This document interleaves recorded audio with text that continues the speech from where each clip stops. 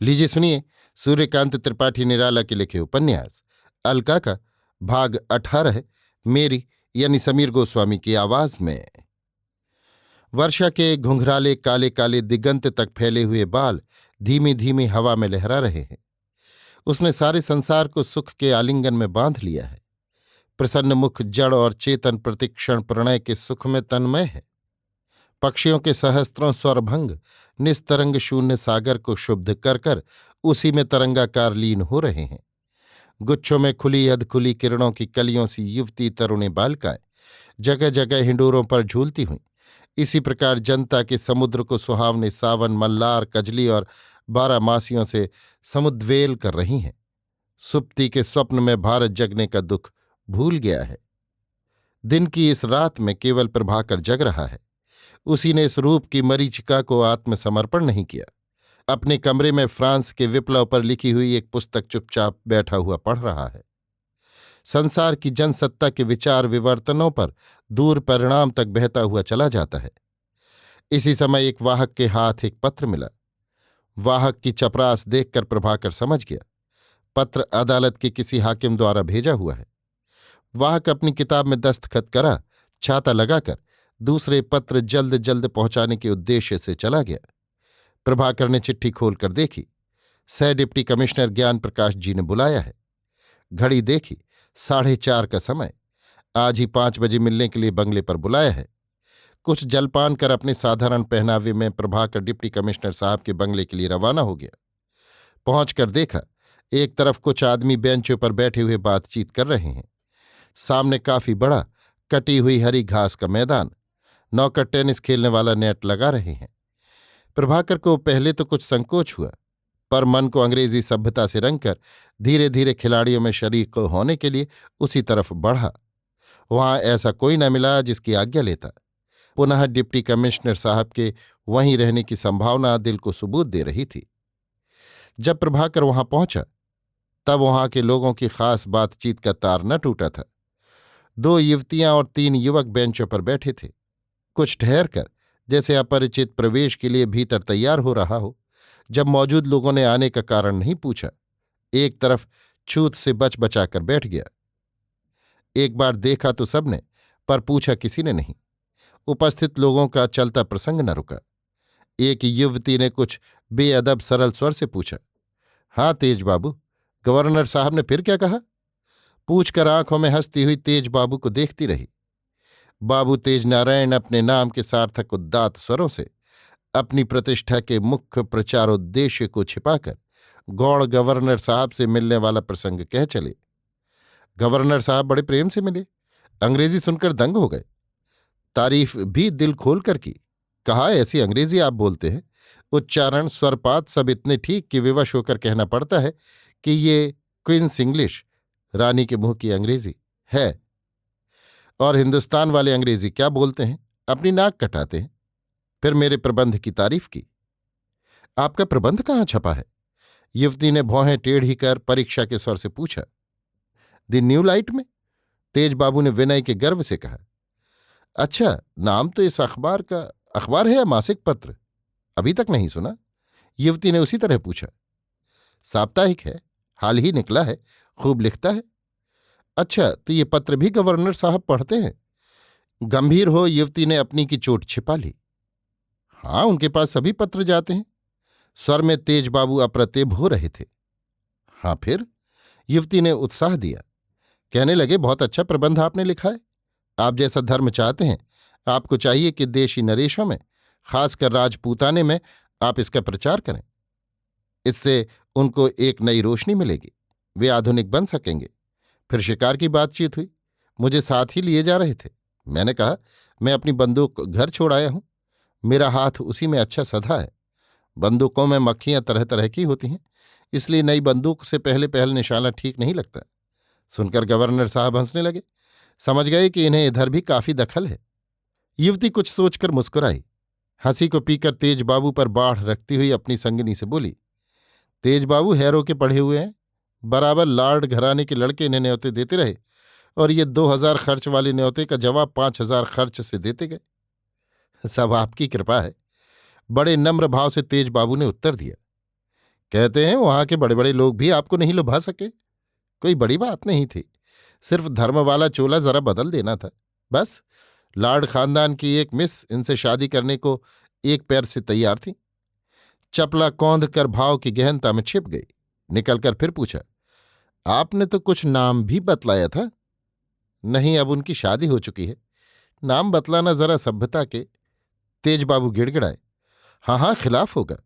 अपनी संगनी की तरफ फिरकर युवती बोली, ये कोई मामूली त्याग नहीं। मैं समझती हूं वो स्त्री बड़ी भाग्यवती है, आप जैसे सच्चरित्र नई रोशनी के तिलक विवाह के लिए जिसे पसंद करेंगे। तेजबाबू तरुणी को प्राप्त करने की प्यासी दृष्टि से देखते रहे। बार बार आकर इंगित द्वारा उसे समझा चुके हैं कि विवाह के योग्य वो उसे ही इस संसार में समझते हैं, और उनके ये इशारे युवती समझ भी चुकी है। तेजबाबू जज के लड़के हैं। एकाएक उठकर खड़े हो गए, कहा, सीधे यहीं चला आया, आज्ञा दीजिए टेनिस सूट बदल आऊं। कमिश्नर साहब भी निकलते होंगे। सुना है गिरगिट दिन भर में बहुत से रंग बदलता है, आप तो आदमी हैं, एक रोज कोट उतारकर कमीज पहने हुए खेल लीजिए, हम लोग खिजा को बाहर समझ लेंगे। आपकी जैसी आज्ञा। पर टेनिस वाले जूते नहीं, बिना जूते के। जूते आपको यहीं मिल जाएंगे। युवती की तरुणी संगनी हंसी न रोक सकी। दूसरे सज्जन रामकुमार और राधा रमण भी मुस्कुरा दिए। रामकुमार मजाक को कायम रखने के विचार से बोले, आजकल तो नंगे पैर खेलने की सभ्यता है। तेजबाबू ने मस्तिष्क में विशेष जोर दिया, पर उन्हें याद न आया यूरोप में लोगों को नंगे पैर खेलते हुए कहाँ देखा है। पर युवती के सामने इतना यूरोप भ्रमण करके भी मामूली सी बात में अज्ञ बन जाना अपमानजनक है। सोचकर बोले, अभी ये प्रथा महिलाओं में ही कहीं कहीं प्रचलित हुई है। पर आप महिलाओं के पथ प्रदर्शक जो हैं, उस रोज आपने कहा था। युवती बोली, कहीं आपने व्याख्यान में कहा है महिलाओं को मुक्त नभ के निस्सीम प्रांगण में रहना चाहिए।